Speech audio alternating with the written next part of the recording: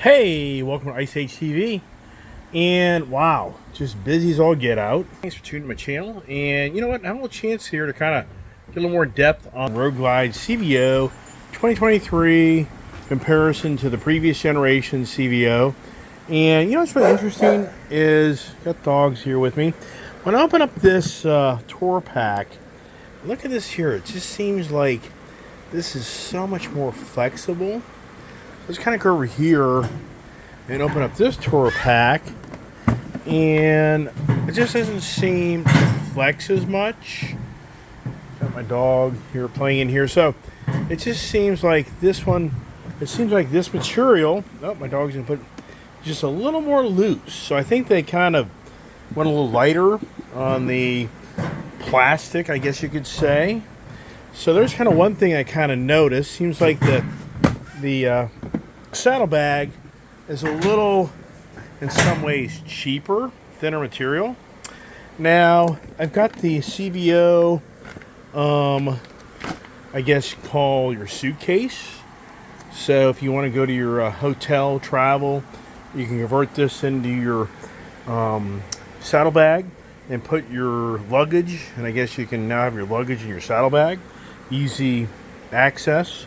Here is your shock adjustment internally versus what we have over here is the external shock adjustment on the previous generation Harley. Okay, where is this one? Besides having to take the saddlebags off to get to adjust it, I believe. And factory exhaust, a little smaller. I think this is maybe 4-inch, maybe. This is more of a 4.5-inch. On that, as we know, 117 motor, previous generation, Harley Davidson. Really nice motor, like a titanium exhaust look. Talked about this yesterday, kind of look at the handlebars. And once again, just kind of trying to see what I get with this expensive motorcycle and so many others use. Same type of release system to take the saddlebags off. The shocks, I guess my understanding is the rear shocks really aren't anything better than they were on that. It's more about the inverted shocks. So over here, open this up, you do get a headset, so that's pretty cool to be able to put in your helmet. Another I guess well, you know what that is? Actually, I'm wrong. So here is a saddlebag luggage for you. Other one here is actually a really nice custom CVO bike cover. That's what that has to be. That's pretty cool. I like that. The pegs, look at the pegs over here.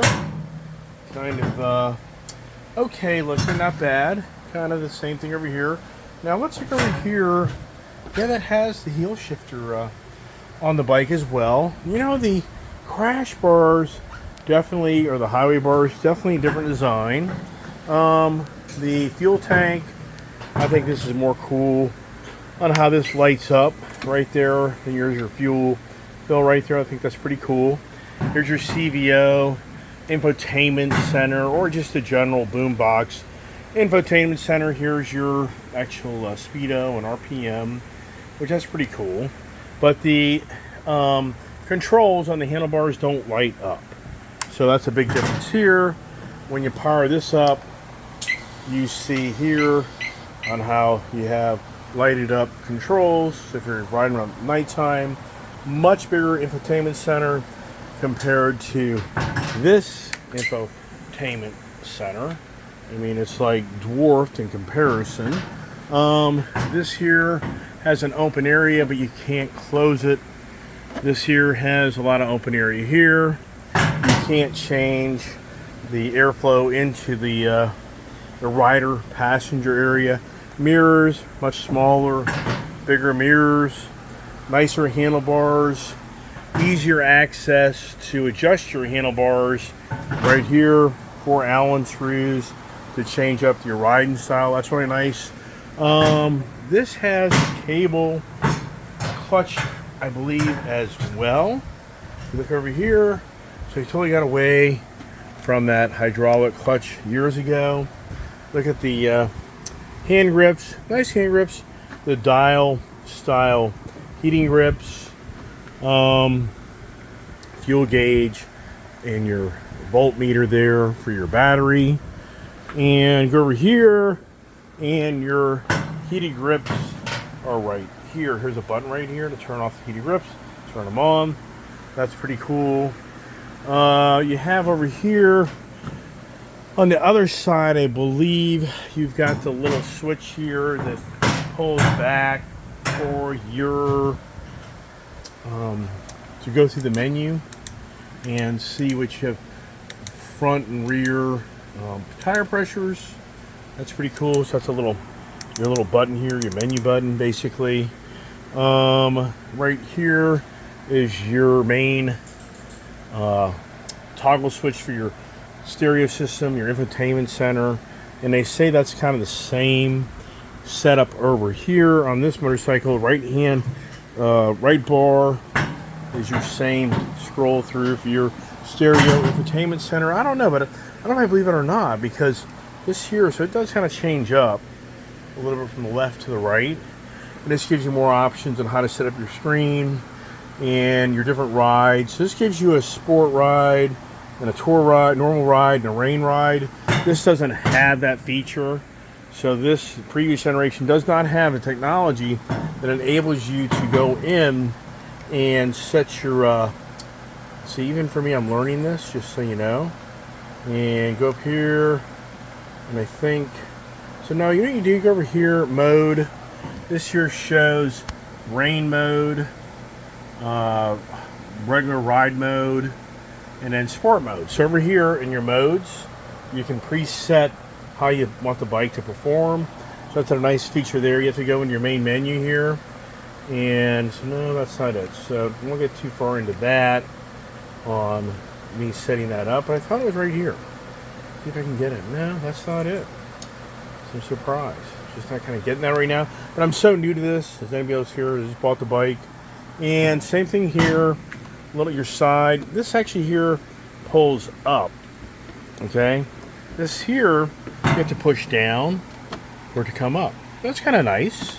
Definitely like this here. Kind of has your side airflow deflectors. This here has that, but it allows you to bring it into your body more. This seems like there's a little bit more of an open area. Got down the Shark style fixed fairing. Air coming through there.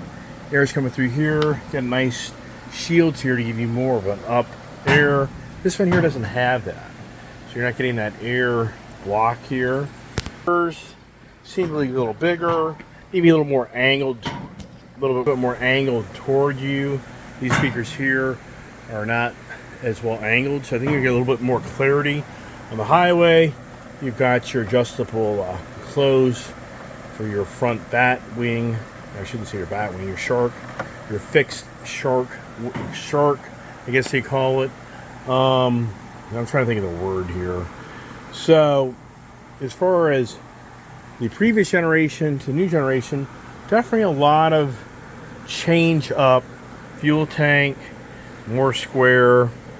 Fuel, more of a easy access to get into the fuel. No locking, but I bet you there's a feature in here when you lock the bike with the fob. That probably locks. That'd be my guess. No more lock. Tumbler like this has here. Okay, so here's a lock tumbler right there. And you turn it off. Power down on this right here, and that switch. This is your main power right here. One switch does all. Okay, do they both make the chirping sound? Do they? I don't know. Oh, there you go. So both of them make the same chirping sound. See here, a little more of a curved inward, downward on that highway bar. That's more straight on that. Floor pegs, the same. Rider position, rider comfort. For me right now, I'm getting on the bike, and it definitely seems like further back on the bike a little bit more. So it seems like it has a little bit more room. I'm not sure on that though.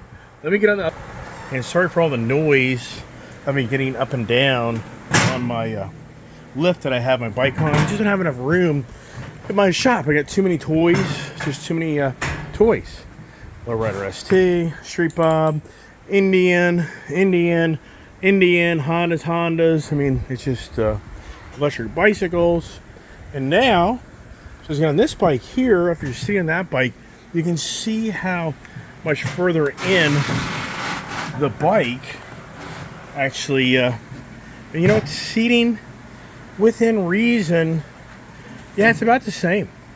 It actually said dimensions on the seating, the foot controls, everything's pretty much the same. It's not like any different on that aspect. So anybody out there thinking that they're 6'2" and they were cramped on their previous Harley and they're going to get more a new Harley, I don't think so. This seat goes a little bit more up into the tank. This seat so much. I think these lights, look at the back of these lights right here. I just turn that on and turn this on. Let's go ahead and compare the back lights. I think that's a little better theme. These remind me of automotive car style lights. Just turn this on here and let's kind of look at the differences here. And what I'll do, I'll turn off the light overhead here that's kind of lighting up the scenery more to give you a better idea. So definitely a lot brighter though. So that's interesting. Very brighter than this light here. But which gives a better look? I mean, that just looks so automotive. The screen, the brightness, a lot of people, I'm surprised some people actually like this screen. They think this is pretty nice. A little easier to read. You can change the format on it. And the 121 motor. And then the lights. So let's see if we can get up here. It's kind of tight up here. So there's that. And there's that. I mean, yeah, a cleaner, much cleaner light than that light, for sure. The turn signals are integrated into the Shark fairing, I guess you could say. That was the word I was looking for earlier. That fairing, you have the lights like your typical Batwing style lights. As the wheels, though, look at the wheels. The wheels, I mean, this is the same wheel. This exact same wheel. So this is nothing new. Did Harley kind of take the leftover wheels and put them on the new Harley? So bigger bigger disc, bigger supposedly Brembo brake. So there's the disc. This one here is actually antifreeze cooled heads, liquid cooled, versus that's oil cooled. So there's definitely a big difference between the design of the motors for the cooling capacity. The front fenders, a little bit more character with the painted stripe and all. But how far down does that one go? And how far up does this one go? This one looks a little shorter. So yes, so they kind of cut the corners and save some money on that front fender. They save some money on not having to have a separate turn signal. They save some money not having to have a separate instrumentation to the infotainment center. So there are some areas that Harley kind of cut their costs. The seat, in some aspects, the seat may be just actually a tad smaller, maybe, than the previous generation. So that was another area they kind of cut maybe some expenditures. Foot pegs all kind of look the same. As I was talking earlier, I feel like the saddlebags are a thinner material. So I think they kind of cut their corners. Is this a less expensive LED light? Possibly. I think the tires and wheels are still the same. The inverted fork, did that cost them more money or less money? I'm not really sure on that. The stereo system, I think it's an upgrade. They put in the vent where you can change the airflow coming to you, so that's a little extra money. That doesn't have that. A little bigger mirror on the newer one, smaller mirror on that one. The controls, seems like there are a few extra controls, and the different ride settings for the motorcycle in normal, sport, and rain, which that doesn't have. So that was probably some added money in investing in the bike. As we know, 117 motor, 121 motor, so more money for a bigger motor, bigger cooling system, I would have to say, bigger exhaust, so that's extra money. So in that aspect, Harley has kind of gone up a stage on that, and then the new technology, the motor, and all that. So as far as Harley pricing this new motorcycle a little bit more than the previous generation, well, I guess in some aspects they did kind of spend some extra money, and you are getting more bike.